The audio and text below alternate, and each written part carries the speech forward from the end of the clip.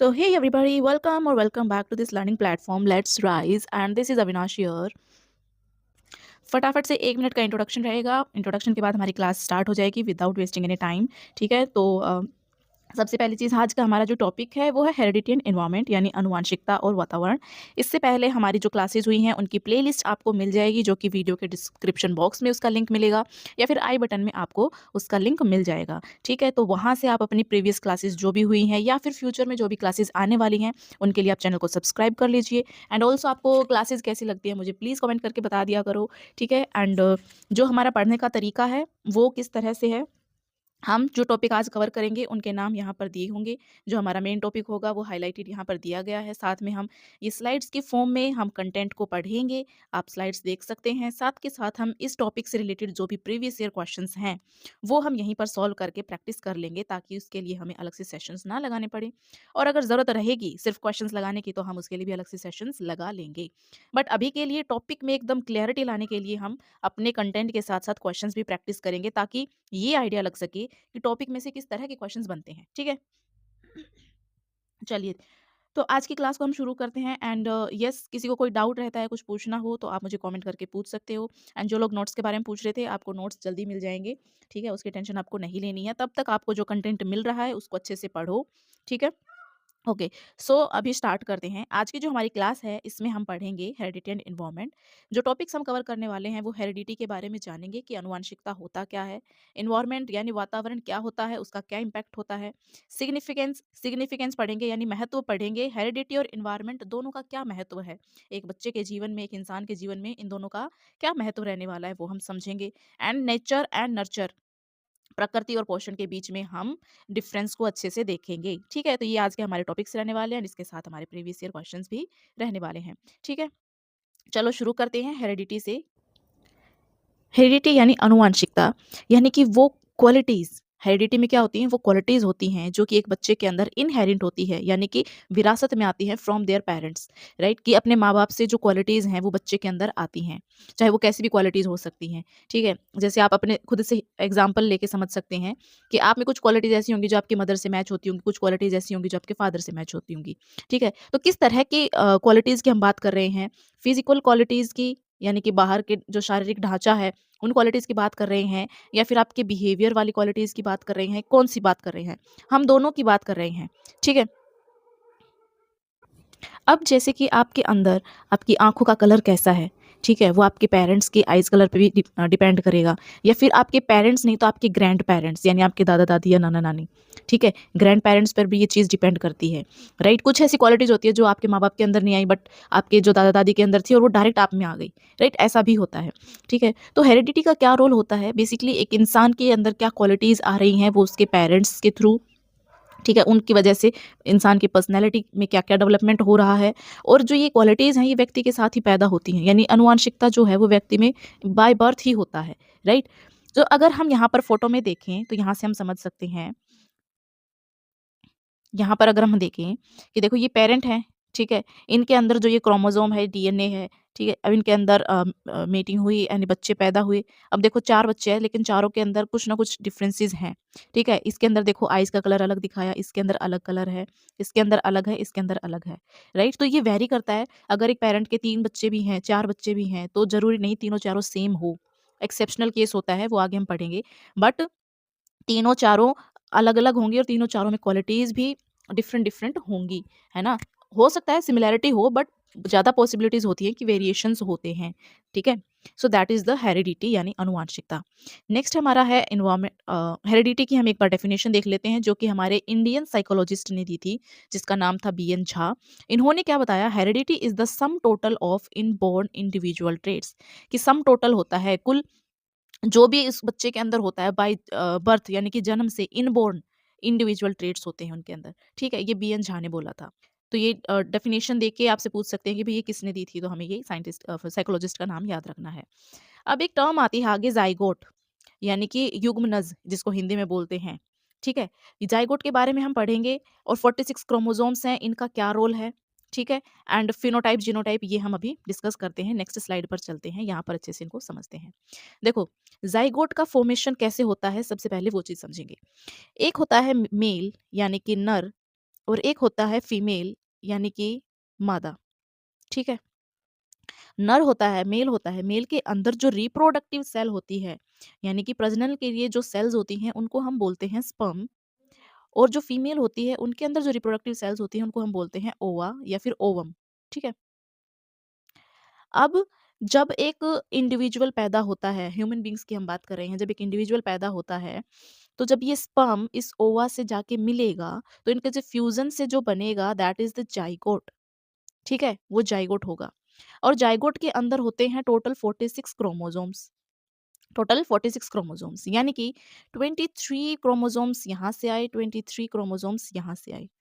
यानी कि अगर हम एक इंसान की बात करें टोटल उसके अंदर 46 क्रोमोसोम्स होते हैं एंड उसमें दोनों में 46 होते हैं, तो हाफ इसके क्रोमोसोम एंड हाफ फीमेल के क्रोमोसोम्स मिल करके एक जाइगोट बनाते हैं जो कि फर्दर आगे डेवलप होके एक इंसान बनता है, एक बेबी बनता है, ठीक है, जिसके अंदर 46 क्रोमोसोम्स होते हैं। ये चीज समझ आई इतनी? आई होप आ गई होगी। ठीक है, अब आती है बात फिनोटाइप एंड जीनोटाइप की। फिनोटाइप क्या होता है, जीनोटाइप क्या होता है? फिनोटाइप, फीनो, फिजिकल, यहाँ से याद रखेंगे आप, फी यानी कि फिजिकल। जो फिजिकल अपीयरेंस होते हैं उनको हम फिनोटाइप बोलते हैं, जिसके अंदर फिजिकल ट्रेट्स को हम देख सकते हैं, that is the phenotype. Genotype यानी जीन, जीनोटाइप जो जेनेटिकली इनहेरिट होके आते हैं, जिनको हम आंखों से तो नहीं देख सकते, बट यस उनके बिहेवियर से या उनके एटीट्यूड से या फिर उनके जो हैबिट्स हैं उनसे हम बता सकते हैं कि इनके जीन्स देखो भाई इस तरह से इनके पेरेंट्स से मैच करते हैं, ठीक है। तो जब एक बच्चा पैदा होता है उसके अंदर फिनोटाइप कैरेक्टर्स भी जाते हैं एंड जीनोटाइप कैरेक्टर्स भी जाते हैं, ठीक है, इतना समझ आया। अब इसमें कहता है जो 46 क्रोमोसोम्स होते हैं यानी गुणसूत्र होते हैं, इसमें इंक्लूड होता है क्या, all the aspects of our surrounding except one's genes. यानी कि इसमें एक इंसान के अंदर इन्वायरमेंट के जितने भी एस्पेक्ट्स हैं वो सब शामिल होते हैं, कि ना कि सिर्फ एक इंसान के जीन्स, ठीक है। तो ये हमारा जाइगोट हो यहाँ पर हो गया, फिनोटाइप जीनोटाइप कैरेक्टर्स हो गए। यहाँ पर देखो, ये हमने अभी अभी देखा, ये हो गया फीमेल का ओवा, ये हो गया मेल के स्पर्म्स, ठीक है। जब ये फ्यूजन करेंगे, जब इनका मिलन होगा, तब यहाँ पर बनता है जाइगोट, ठीक है। That is the fertilization process, जिसको हम फर्टिलाइजेशन प्रोसेस बोलते हैं एंड इससे जाइगोट का फॉर्मेशन होता है, ठीक है। अब ये हमने क्यों पढ़ा, जाइगोट का फॉर्मेशन होता है, फर्टिलाइजेशन होता है, इसीलिए क्योंकि जब बच्चे पैदा होते हैं तो ऐसे केसेस भी सामने आते हैं जहाँ जुड़वा बच्चा पैदा हो रहे हैं, बिल्कुल सेम एक जैसे दिखने वाले बच्चे पैदा हो रहे हैं, ठीक है। तो वो चीज़ समझने के लिए हमने जाइगोट के बारे में पढ़ा। अब 2 तरह के ट्विन्स होते हैं। हमने तो अब तक बस यही सुना था ना कि भाई ट्विन्स है, जुड़वा हैं। बट जुड़वा भी 2 तरह के होते हैं। एक होते हैं आइडेंटिकल ट्विन्स, एक होते हैं fraternal twins, right? Identical twins जो होते हैं वो बिल्कुल समान होते हैं, यानी कि हूबहू होते हैं। वो दोनों किससे डेवलप होते हैं? एक ही ओवम से डेवलप होते हैं। यानी कि ये मेल का स्पर्म आ गया, फीमेल का ओवा आ गया, ठीक है? एंड ये दोनों का फर्टिलाइजेशन होके जाइगोट बना, ठीक है? तो ये यहीं से एक ही स्पर्म से और एक ही ओवम से बन के ये एक जाइगोट के अंदर 2 बच्चे हो गए। यानी कि इनका एक के अंदर ही 2 का डिवीजन हो गया और यहीं से दोनों पैदा हो गए। इसलिए मोस्ट ऑफ द केसेस में जब आइडेंटिकल ट्विन्स होते हैं वो एक दूसरे से रिजेंबल करते हैं, है ना? और इस केस में हायर पॉसिबिलिटीज़ हैं कि उन दोनों का सेम सेक्स होगा, यानी कि दोनों एक ही जेंडर के होंगे, या तो फीमेल होंगी या मेल होगा, ठीक है? ये हाईएस्ट पॉसिबिलिटी होती है हमारे आइडेंटिकल ट्विन्स में, और वो दोनों एक दूसरे बिल्कुल हूबहू दिखेंगे, राइट? दूसरे आते हैं फ्रेटर्नल ट्विन्स यानी भ्रातृ जुड़वा। इसमें क्या होता है, अच्छा इसको ज़ाइगोट बोलते हैं, डाइज़ाइगोट बोलते हैं, डाई मतलब 2, ठीक है? यहाँ पर मोनोज़ाइगोट यानी एक ही ज़ाइगोट से पैदा हुए हैं तो इसको मोनोज़ाइगोट बोल देंगे। इसमें क्या होगा, जर्मिनेशन ऑफ 2 सेपरेट ओवा, 2 अलग ओवा से ये जर्मिनेशन होगा। जैसे कि हमने मेल, फीमेल, इसका यहाँ पर फर्टिलाइजेशन होके जो ये ज़ाइगोट बना है ना, ये 2 बन जाएँगे, ठीक है? एंड ये दोनों आइडेंटिकल्स नहीं होंगे, अलग-अलग बनेंगे, ठीक है? यहाँ पर एक से ही दोनों डिवाइड होके बन रहे थे, यहाँ पर अलग-अलग ज़ाइगोट बनेगा, ठीक है? इस केस में क्या होगा, mostly brother and sister at the same time, यानी कि इसमें हमने बात की थी सेम सेक्स, यानी ये तो लड़का-लड़का होगा या लड़की-लड़की होगा। इसमें ज़्यादातर क्या होता है इस केस में कि या लड़का और लड़की दोनों ही होंगे, यानी जुड़वा बच्चा अगर होगा तो एक लड़का और एक लड़की उसके अंदर होगा। तो ये वाला केस भी मैंने देखा है, मेरी क्लास में ये वाले बच्चे भी थे, एक लड़का और एक लड़की, शक्लें मिलती थी, ठीक है? बट जेंडर अलग-अलग एंड दोनों का बिहेवियर भी अलग, दोनों की सोच भी अलग, राइट? तो ये डिफरेंसेस होते हैं, आगे हम फ़ोटो के फॉर्म में भी देख लेते हैं। ये देखो, ये हमने बात की, ये एग है, ये स्पर्म है, ये इससे मिल के ज़ाइगोट बनाएगा। ज़ाइगोट एक ही है बट इसमें डिवीज़न हो गया और इसके अंदर 2 इसके अंदर एक ही प्लेसेंटा से ये अटैच होते हैं एंड इनके अंदर डिवीजन होके 2 आइडेंटिकल ट्विन्स बन जाएँगे। यहाँ पर आप देख सकते हैं। यानी एक ही प्लेसेंटा को ये शेयर कर रहे हैं, ठीक है? दूसरा है फ्रेटर्नल जो कि हमने बात करी अभी। इसके अंदर क्या होगा 2 अलग-अलग ओवा हैं, 2 अलग-अलग स्पर्म इनसे आके मिल रहे हैं एंड यहाँ पर ये एक आइडेंटिकल ट्विन्स ना होने की बजाय अलग-अलग ज़ाइगोट बना कर के अलग-अलग इंडिविजुअल बनेंगे, ठीक है? यहाँ पर इनकी प्लेसेंटा यानी कि प्लेसेंटा को हिंदी में क्या कहते हैं? I don't know. प्लेसेंटा भी इनके अलग-अलग होंगे, ठीक है? ये इसलिए पढ़ाया है, थोड़ा बायोलॉजी का टॉपिक आ गया यहाँ पर, बट येस हेरिडिटी आ गई तो हमें थोड़ा-सा ये भी समझना पड़ेगा, क्योंकि इससे क्वेश्चन बन जाते हैं, ठीक है? इसलिए इसको पढ़ना इम्पोर्टेंट है। तो आई होप आपको समझ आ गया होगा आइडेंटिकल ट्विन्स क्या होते हैं, फ्रेटर्नल ट्विन्स क्या होते हैं। इसका आप स्क्रीनशॉट ले लो, आपको याद रहेगा। ये डाइज़ाइगोट है तो ये मोनोज़ाइगोट हो जाएगा। आगे हम पढ़ते हैं हमारे एनवायरनमेंट के बारे में। अब बच्चे तो पैदा हो गए, अब आएँगे कहाँ? एनवायरनमेंट में ही आएँगे। अब जेनेटिकली तो उनके अंदर क्वालिटीज़ आ गई, बट आगे भी तो उनको अपने अंदर इम्प्रूवमेंट्स लाने होंगे, अपनी क्वालिटीज़ को इम्प्रूव करना होगा, अपनी स्किल्स को इम्प्रूव करना होगा, जिसके लिए उनका एनवायरनमेंट के साथ यानी वातावरण के साथ इंटरैक्शन तो होगा ही, राइट? इसमें इंक्लूड होता है एनवायरनमेंट, सराउंडिंग के जितने भी एस्पेक्ट्स होते हैं वो सब इसमें इंक्लूड होते हैं, है ना? बच्चा पैदा होता है, पैदा होते ही फैमिली के साथ इंटरेक्शन, देन फिर थोड़ा बड़ा होता है, फिर थोड़ा सा सोसाइटी के साथ भी इंटरेक्शन, स्कूल जाता है, पीयर्स के साथ इंटरेक्शन, देन कॉलेज जाता है एंड देन आगे जॉब करता है एंड सो ऑन, ठीक है? बाकी सब आ गया हमारे एनवायरनमेंट के अंदर। एनवायरनमेंट का जो इफ़ेक्ट होता है, वो बहुत स्ट्रॉन्ग इम्पैक्ट होता है किसी भी इंडिविजुअल पर, ठीक है? क्योंकि जीन्स तो उसके अंदर आ गए, बट अब उसका सराउंडिंग कैसा है, वो भी एक इंडिविजुअल की कैरेक्टरिस्टिक्स को अफ़ेक्ट करता है। कैसे? इस चीज़ को समझेंगे। जैसे मान लो एक बच्चा बहुत टैलेंटेड है, बाय बर्थ उसके अंदर टैलेंट है, मान लो बहुत अच्छा प्लेयर है वो, उसके अंदर टैलेंट है फुटबॉल खेलने का, ठीक है? फुटबॉल खेलता है बहुत ज़बरदस्त। लेकिन अब बच्चे को ना प्रॉपर ट्रेनिंग मिली, ना कोई कोचिंग मिली, ना उसको कोई ट्रेन कर रहा है। तो अब उस बच्चे का ये टैलेंट क्या है? अगर उसको प्रॉपर एनवायरनमेंट नहीं मिलेगा, जहाँ पर वो अपने इस टैलेंट को उभार सके, निखार सके, तो ये टैलेंट कहीं न कहीं उसका गायब हो जाएगा, है ना? दब जाएगा, राइट? तो एनवायरनमेंट का बहुत बड़ा रोल होता है। एक बच्चा मान लो बहुत इंटेलिजेंट है, बट घर के हालात ऐसे हैं कि उसको पढ़ने को ही नहीं मिल रहा, ठीक है? तो अब वो बच्चा कैसे अपने आप को आगे निकाले? तो that is also very important कि एनवायरनमेंट का क्या रोल रहता है एक बच्चे के इंडिविजुअल के आगे कैरेक्टरिस्टिक्स पर, ठीक है? अब देखो एनवायरमेंटल क्या-क्या फैक्टर्स हो सकते हैं, हर तरह से फैक्टर इफ़ेक्ट करता है, चाहे फिज़िकल फैक्टर हो, चाहे सोशल हो, मोरल यानी नैतिकता, सोशल सामाजिक कि बच्चा कैसे समाज में रह रहा है, किस तरह का उसका माहौल है, उसका कल्चर कैसा है, उसका इमोशनल बैकग्राउंड कैसा है, उसके फैमिली में इमोशनल भावनाओं को कितना इम्पोर्टेंस दिया जाता है। ये सारी चीज़ें एनवायरनमेंट में आती हैं। ये सारे एस्पेक्ट्स हैं जो एनवायरनमेंट के होते हैं, राइट? फिज़िकल मान लो बच्चे को प्रॉपर न्यूट्रिशन नहीं मिल रहा है तो उसका फिज़िकल कैसे डेवलपमेंट होगा, ठीक है? उसको हमेशा घर के अंदर ही रखा, सोसाइटी के साथ उसका इंटरैक्शन नहीं होने दिया तो सोशली कैसे डेवलप करेगा? मोरल उसके अंदर किसी ने उसको बताया नहीं कि चोरी करना गलत बात है, झूठ बोलना गलत बात है ना? तो उसके अंदर मोरल डेवलपमेंट कैसे होगा? तो ये सब एनवायरनमेंट में यानी कैसे माहौल में रह रहा है, ये सब उस पर डिपेंड करता है, राइट? अब बात आती है significance of heredity and environment यानी कि आनुवांशिकता और वातावरण का क्या महत्व होता है एक इंडिविजुअल इंडिविजुअल यानी एक व्यक्ति के अंदर या एक बच्चे के अंदर इनका क्या सिग्निफिकेंस रहता है, ठीक है? अब जो हेरिडिटी के फादर हैं वो हैं ग्रेगर मेंडल। बायो के जो स्टूडेंट्स उनको पता ही होगा, वो बहुत पढ़ते हैं इनके बारे में, ठीक है? ग्रेगर मेंडल फादर हैं हेरिडिटी के एंड इन्होंने क्या कहा, the totality of biologically acquired factors उनको हम हेरिडिटी कहते हैं। इन्होंने क्या definition the, totality of biologically acquired factors, biologically जो भी एक्वायर यानी अर्जित किए हुए फैक्टर्स हैं उनकी टोटलिटी ही उनकी क्या है, अनुवांशिकता है, ठीक है, उनकी प्रकृति है, ये इन्होंने कहा। ग्रेगर मेंडल ने 3 लॉज भी दिए थे। पहला था law of dominance, law of independent assortment and law of segregation, ये 3 लॉज दिए थे, ठीक है?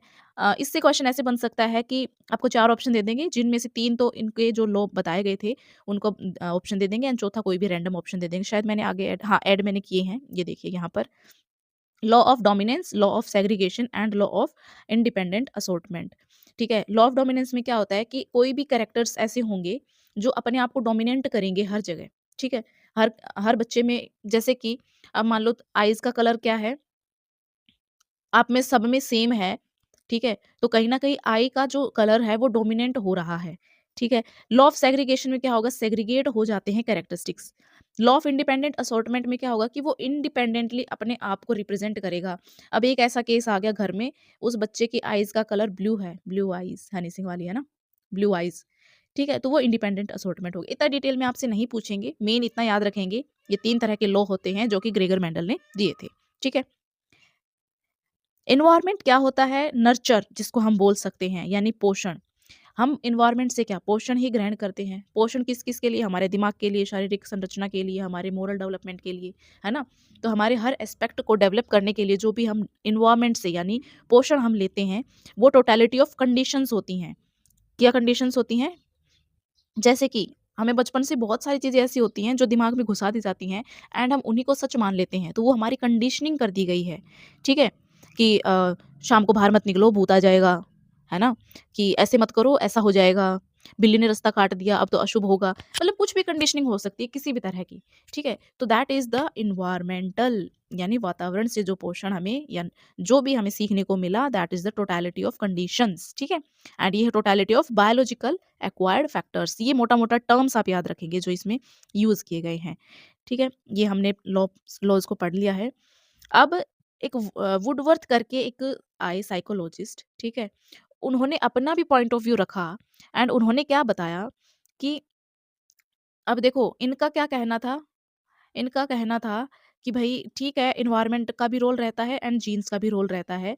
बट पहले जो भी थ्योरीज़ आई थी उनमें कहीं न कहीं ऐसा मान रहे थे कि भई जेनेटिकली 80% रोल होता है एंड 20% हमारा एनवायरनमेंट का रोल होता है, या फिर किसी का कहना था 20% जेनेटिक्स का रोल होता है, 80% हमारा एनवायरनमेंट का रोल होता है। बट वुडवर्थ ने क्या कहा, वुडवर्थ कहते हैं कि इधर आओ, मेरी बात सुनो तुम सब, ठीक है? जो तुम ये 80-20 कर रहे हो, ये मेरी बात सुनो कि बोथ आर इक्वली, कि दोनों ही इक्वल हैं भाई, दोनों 50-50 हैं। कौन दोनों? जो हमारा हेरिडिटी है और जो हमारा एनवायरनमेंट है, दोनों 50-50 हैं। किसी भी एक इंडिविजुअल के डेवलपमेंट के लिए दोनों ही बहुत-बहुत इम्पोर्टेंट हैं, ठीक है? ये कहा हमारे वुडवर्थ ने, इनका पॉइंट ऑफ व्यू था ये। इसीलिए इन्होंने एक फ़ॉर्मूला दिया, development is equal to heredity into environment, ठीक है? यानी कि जो डेवलपमेंट है, वो प्रोडक्ट है हेरिडिटी एंड एनवायरनमेंट का, ये इन्होंने बोला एंड वेरी, वेरी इंपॉर्टेंट ये क्वेश्चंस पूछे जाते हैं, ठीक है? नेक्स्ट है हमारा नेचर और नर्चर, यानी हेरिडिटी और इन्वायरमेंट में अगर डिफरेंस हम देखें कि किसका क्या रोल रहता है, तो वो हम समझते हैं। जैसे देखो, जैसे नेचर की अगर हम बात करें, प्रकृति या आनुवांशिकता की बात करें, तो वो एक जेनेटिक ब्लूप्रिंट प्रोवाइड करता है, बायोलॉजिकली ट्रेट्स देता है एक इंडिविजुअल को, ठीक है। हेरिडिटी के अंदर क्या होते हैं? Factors that were present in the child at the time of conception, यानी कि जब गर्भधारण होता है उस वक्त जो जो कैरेक्टर्स, जो ट्रेट्स एक बच्चे के अंदर आ गए, वही उसके अंदर आगे फले फूलेंगे, ठीक है। अब जो नेचर है, यानी एक बच्चे के अंदर जो जीन्स आ गए अपने माँ बाप से, तो क्या हम उन जीन्स को चेंज कर सकते हैं? नहीं कर सकते भाई, वो जेनेटिक मेकअप चेंज नहीं होगा। तो इसीलिए जो नेचर है वो स्टैटिक इन नेचर है, इस यानी कि स्थिर है, एक बार जो बन गया सो बन गया, अब वो चेंज नहीं होगा। एंड ये गर्भधारण के समय पर प्रेजेंट होते हैं, ठीक है, तो इसीलिए इनको जन्मजात यानी इन्नेट भी बोला जाता है। ये रॉ मटेरियल प्रोवाइड करते हैं, फाउंडेशन यानी कि एक नींव प्रोवाइड करते हैं, किसके लिए? एक इंडिविजुअल के कैरेक्टर्स के लिए। इनके अंदर लिमिट सेट होती है भाई, लिमिटेड जो भी कैरेक्टर्स, आ गए, बस वही अब बच्चे के अंदर रहेंगे, ना तो हम उनको मॉडिफाई कर सकते हैं, ना उनके अंदर चेंज कर सकते हैं नेचुरली, ठीक है। इसके अंदर एक की कंसेप्ट आता है कि प्राइमरी रिस्पॉन्सिबल होते हैं मैच्योरेशन के लिए एंड कोर पर्सनैलिटी ट्रेट्स के लिए। जो हमारा नेचर है, जो हमारी हेरिडिटी है, वो किसके लिए प्राइमरीली रिस्पॉन्सिबल होते हैं? मैच्योरेशन यानी परिपक्वता के लिए। और जो पर्सनैलिटी ट्रेट्स होते हैं एक बच्चे के अंदर, वो पर्सनैलिटी ट्रेट्स किसकी वजह से आते हैं? हेरिडिटी की वजह से आते हैं। अब हम इन्वायरमेंट के थ्रू उन एक इंडिविजुअल में क्या क्या डेवलपमेंट कर सकते हैं, वो हम यहाँ पर समझते हैं। अब इन्वायरमेंटल रोल्स क्या रहेंगे एक इंडिविजुअल की लाइफ पे, वो हम समझते हैं। नर्चर यानी इन्वायरमेंट क्या रिप्रेजेंट करता है? Sum total of external condition, बाहरी जो भी कंडीशंस हैं, एंड इन्फ्लुएंस जो इन्फ्लुएंस करती हैं, that affect the life and development of an individual. जो भी बाहरी कंडीशंस हैं वही इन्फ्लुएंस करती हैं उस इंडिविजुअल के लाइफ और डेवलपमेंट को, that is the environment and that is the nurture, ठीक है। इन्वायरमेंट यानी कि वातावरण, जो एवरीथिंग एक्सेप्ट हेरिडिटी, यानी कि अनुवांशिकता को छोड़कर जो कुछ भी है वो सब वातावरण में आता है। सराउंडिंग्स यानी हमारे सराउंडिंग जो भी चीज़ें प्रेजेंट होती हैं, जो भी चीज़ें होती हैं, उसका एक रोल होता है। अब इन्वायरमेंट डायनामिक हो सकता है, यानी गतिशील हो सकता है। क्यों? देखो हेरिडिटी हमने पढ़ा, हेरिडिटी जो है वो सिर्फ स्टैटिक है, ठीक है, यानी एक बार जो बन गया सो बन गया, अब उसके अंदर कोई भी जेनेटिकली चेंज नहीं होगा। बट इन्वायरमेंट डायनेमिक है, यानी गतिशील है। जैसे कि अब मान लो एक बच्चे के अंदर एक बच्चा पहले एक ऐसी जगह पर रह रहा था जहाँ पर उसको ना कोई मैनर्स सिखा रहा था, ना उसको कोई पढ़ने के लिए बोल रहा था, किसी को पता ही नहीं था पढ़ना इंपॉर्टेंट है। अब वो एक ऐसे इन्वायरमेंट में चला गया जहाँ पर उसको ये पता है कि मुझे ऐसे बिहेव करना है, नहीं करना है, उसके अंदर मैनर्स आ गए, मैनरिज्म उसने सीख लिया। उसको अब ये पता चल गया कि पढ़ाई कितनी इंपॉर्टेंट होती है, पढ़ाई की क्या इंपॉर्टेंस उसको पता चल गया, अब वो पढ़ने लग गया, ठीक है। तो इन्वायरमेंट जैसे चेंज हुआ, उसके थॉट प्रोसेस में भी चेंज आ गया एंड वो आगे प्रोग्रेस भी करने लग गया, ठीक है। इसीलिए कहते हैं कि बच्चों को अच्छा इन्वायरमेंट देना चाहिए, बच्चों को अच्छी अच्छी आदतें सिखानी चाहिए, ठीक है। उसमें पेरेंट्स का सबसे पहला रोल है, फिर उसके स्कूल का रोल है, राइट। तो ये सारे इंडिविजुअल्स इफेक्ट करते हैं। जो इन्वायरमेंटल कंडीशंस होती हैं वो सारी एक्वायर्ड होती हैं, ठीक है। लेकिन हमने हेरिडिटी में बात की थी वो जन्मजात थी, यानी जब कंसेप्शन हुआ, यानी कि जब गर्भ धारण हुआ उसी वक्त उसके अंदर जो जो गुण आ गए थे वो बाय बर्थ ही उसके अंदर रहेंगे। लेकिन इसको हम बाहर से एक्वायर कर सकते हैं। मान लीजिए किसी बच्चे को टेनिस खेलना है बट उसको खेलना नहीं आता, लेकिन किसी ने उसको सिखा दिया, अब वो खेल सकता है। तो अब देखो उसने चेंज कर लिया ना अपनी उस कंडीशनिंग में, ठीक है। तो दैट इज़ द एक्वायर्ड, जो हमें इन्वायरमेंट से एक्वायर्ड है। एंड यहीं पर इन्वायरमेंट में ही हमारा एक्चुअल डेवलपमेंट होता है, ठीक है। किसी भी इंडिविजुअल का एक्चुअल डेवलपमेंट इन्वायरमेंट में ही होता है। यहाँ पर एनवायरनमेंट को ज़्यादा इंपॉर्टेंस दी गई है देन हेरिडिटी, कि हेरिडिटी चाहे गुण बच्चे में थोड़े कम ही क्यों ना हो, बट अगर उसको एनवायरनमेंट अच्छा मिल गया तो उसका डेवलपमेंट बहुत ही बढ़िया हो सकता है, ठीक है। तो ये नेचर और नर्चर के अंदर डिफरेंस था जो आप कर लेंगे। अब हम आते हैं हमारे क्वेश्चंस की ओर। आई होप आपको सारी चीज़ें समझ आ गई होंगी। एक वन गो रिविजन करवा देती हूँ। हेरिडिटी एंड एनवायरनमेंट के बारे में हमने पढ़ा। हेरिडिटी के अंदर यानी जो भी क्वालिटीज़ हमारे पेरेंट्स से इनहेरेंट होके यानी विरासत में बच्चे को मिलती हैं वो हेरिडिटी होती है। पर्सनैलिटी का डेवलपमेंट होता है इसमें, और ये सारी इन्नेट होती हैं यानी जन्मजात होती हैं, बच्चा इनके साथ पैदा होता है। हेरिडिटी की एक डेफिनेशन जो बी एन झा जो कि हमारे इंडियन साइकोलॉजिस्ट थे उन्होंने दी थी वो हम याद रखेंगे। जाइगोट होता है, जाइगोट के अंदर 46 क्रोमोसोम्स होते हैं एंड उसके अंदर सारी कैरेक्टरिस्टिक्स आते हैं, हमारे जो सराउंडिंग्स के एस्पेक्ट्स होते हैं वो भी उसमें इंक्लूड होते हैं। फिनोटाइप जीनोटाइप दोनों तरह की क्वालिटीज़ बच्चे में आती हैं। यहाँ पर फॉर्मेशन हो रहा है जाइगोट का, मेल के स्पर्म से एंड फीमेल के ओवा से, दोनों का फर्टिलाइजेशन हुआ मिलके तो एक जाइगोट बन गया। अब जाइगोट में भी क्या है, दो कंडीशंस आ जाती हैं जहाँ जुड़वा बच्चे पैदा हो जाते हैं। एक तो आइडेंटिकल ट्विंस होते हैं, दूसरे फ्रेटर्निटी ट्विंस होते हैं। आइडेंटिकल ट्विंस जो होते हैं वो एक ही ओवम से प्रोड्यूस होते हैं, दोनों एक दूसरे से रिजेंबल करते हैं यानी एक दूसरे जैसे दिखते हैं और उनका सेम जेंडर होता है एंड इनको मोनोजाइगोटिक भी हम बोलते हैं। फ्रेटर्निटी ट्विंस की अगर हम बात करें तो ये दो अलग ओवम से जर्मिनेट होते हैं, पैदा होते हैं एंड ये इनको डाइजाइगोट हम बोलते हैं। मोस्टली इस केस में क्या होता है, मोस्टली कह रहे हैं हम, 100% नहीं कह रहे, हम बात कर रहे हैं 98% चांसेस की, ठीक है। मोस्टली केसेस में ब्रदर एंड सिस्टर ही होते हैं एट द सेम टाइम, एक ही वक्त पे लड़का और लड़की दोनों पैदा होते हैं ट्विंस में, ठीक है। ये हो गए, ये हमने यहाँ पे इसको अच्छे से समझ लिया है कि ये कैसे कि ट्विंस होते हैं बट ये एक ही प्लेसेंटा का शेयर करते हैं। यहाँ पर दोनों का प्लेसेंटा भी अलग अलग होता है, ठीक है। नेक्स्ट हमने इन्वायरमेंट पढ़ा। इन्वायरमेंट में क्या होता है कि जो भी हमारा हेरिडिटी को छोड़ के जो भी सराउंडिंग में प्रेजेंट होते हैं वो सब हमारे इन्वायरमेंट में शामिल होते हैं। बच्चे का ओवरऑल डेवलपमेंट इन्वायरमेंट से ही होता है, फिजिकल, सोशल, मोरल, कल्चरल, ठीक है। दोनों का सिग्निफिकेंस क्या होता है। हेरिडिटी के फादर ग्रेगर मेंडल को कहा जाता है, उन्होंने totality of biological acquired factors बताया और इन्वायरमेंट के बारे में कहा कि वो टोटलिटी ऑफ कंडीशंस होते हैं कि बच्चे के अंदर जो जो कंडीशनिंग होती है वो इन्वायरमेंट के थ्रू होती है। 3 लॉज दिए थे उन्होंने, law of dominance, law of segregation, law of independent assortment. Woodworth आए, वुडवर्थ ने भी अपना एक पॉइंट ऑफ व्यू दिया। उन्होंने कहा कि भाई देखो मेरे लिए तो दोनों इक्वल हैं, जीन्स भी उतने ही मायने रखते हैं जितना कि इन्वायरमेंट, तो मैं 50-50 कहूँगा। इसीलिए उन्होंने कहा कि एक फॉर्मूला दे दिया कि डेवलपमेंट इज इक्वल टू या फिर development is the product of heredity and environment. फिर हमने डिफरेंस डिस्कस किया नेचर एंड नर्चर का, यानी कि नेचर एक जेनेटिक ब्लूप्रिंट होता है बायोलॉजिकल ट्रेट्स का, इसके अंदर स्टैटिक होता है यानी जेनेटिक मेकअप एक बार जो बन गया वो चेंज नहीं होगा क्योंकि वो जन्मजात है और वो जन्म होने से पहले जब कंसेप्शन हुआ एक मदर ने जब गर्भ धारण किया तभी वो जेनेटिक मेकअप हो गया, अब उसके अंदर कोई चेंज नहीं आएगा, ठीक है। इसीलिए उसके अंदर लिमिट सेट हो गई है। अब वो जो हेरिडिटी है वो रॉ मटेरियल की तरह है, वो एक फाउंडेशन प्रोवाइड करता है और प्राइमरीली ये फोकस करता है परिपक्वता, बायोलॉजिकल रेडीनेस, मैच्योरेशन पर और पर्सनैलिटी ट्रेट्स पर। वहीं एनवायरनमेंट की अगर हम बात करें तो वो एक्सटर्नल कंडीशंस की बात करता है जो इन्फ्लुएंस करते हैं एक इंडिविजुअल के डेवलपमेंट और उसकी लाइफ पर। एनवायरनमेंट का कहना है कि हेरिडिटी को छोड़ के जो कुछ भी प्रेजेंट है वो सब वातावरण में इंक्लूड होता है। जो भी हमारे सराउंडिंग में हम देखते हैं वो सब डायनामिक, गतिशील है, स्टैटिक नहीं है। जैसे कि अनुवांशिकता थी, यहाँ पर नर्चर है, पोषण जैसे जैसे बच्चे को मिलेगा यानी वो डायनामिक हो सकता है।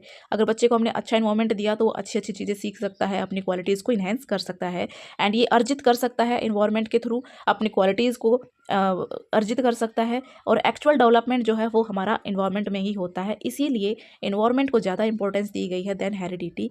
ये सारा 1 गो में मैंने आपको रिवाइज कर दिया है, ये आप याद रखेंगे। अब चलते हैं हम हमारे क्वेश्चंस की तरफ। Question number 1, which of the following is an example of A purely hereditary trait? निम्नलिखित में से कौन सा पूर्णतः अनुवांशिक लक्षण का उदाहरण है? Interest in music, colour of the eyes, attitude towards peer, साथियों के प्रति दृष्टिकोण, सोशल पार्टिसिपेशन। इनमें से अनुवांशिक हेरिडिटी की बात करते हैं तो हमने कलर ऑफ आइज की बहुत बार बात की, तो इसलिए हमारा ऑप्शन 2 हो जाएगा इसका आंसर। इंटरेस्ट इन म्यूजिक, अब देखो ये भी हेरिडिटी हो सकता है, बट ये कैरेक्टर्स इंटरेस्ट की बात है। किसी में पहले म्यूजिक का इंटरेस्ट हो ना हो, लेकिन बाद में डेवलप हो जाए, उसको माहौल ऐसा मिल गया कि सब गाने सुनते हैं, संगीत सुनते हैं, तो उसके अंदर भी क्वालिटीज़ डेवलप हो गई।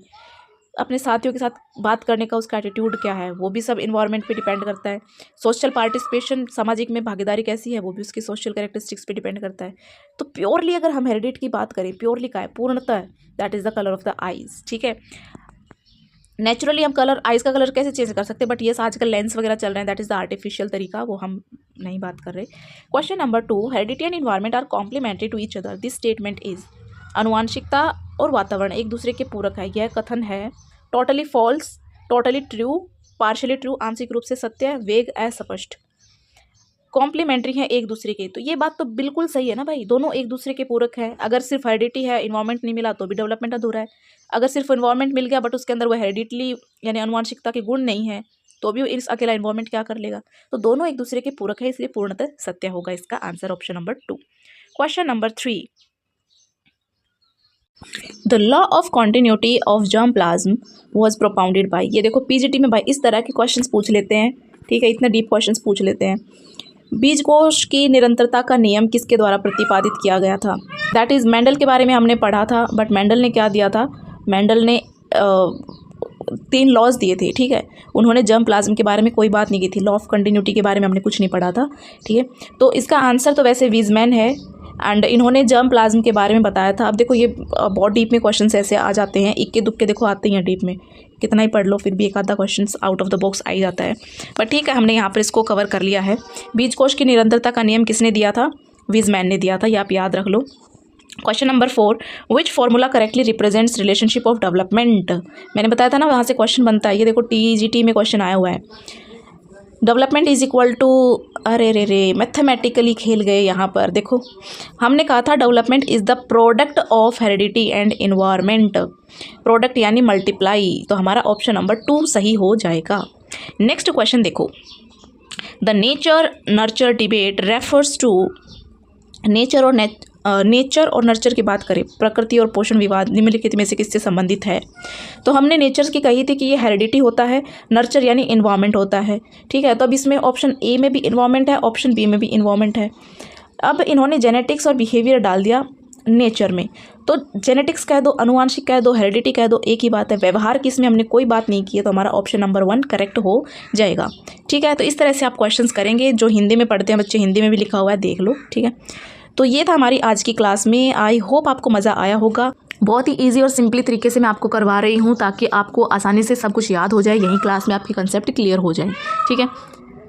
नेक्स्ट क्लास हमारी होगी सोशलाइजेशन पर, सामाजिकरण पर, एंड जिन्होंने पिछली क्लासेस नहीं देखी हैं, अगेन आपको लिंक मिल जाएगा डिस्क्रिप्शन बॉक्स में, वहाँ पर प्लेलिस्ट है, जा करके देख लो। साथ साथ अब हम इंग्लिश और हिंदी की क्लासेस भी स्टार्ट करने जा रहे हैं, ठीक है। 1-2 दिन में आपको क्लासेस देखने को मिल जाएंगी, साथ साथ हम वो भी कर लेंगे। तो आज की क्लास में इतना ही है भाई, चलो जाओ अब पढ़ो और सब्जेक्ट पढ़ लो, ठीक है। तो मिलते हैं अगली क्लास में, till then take care, bye bye and जय हिंद।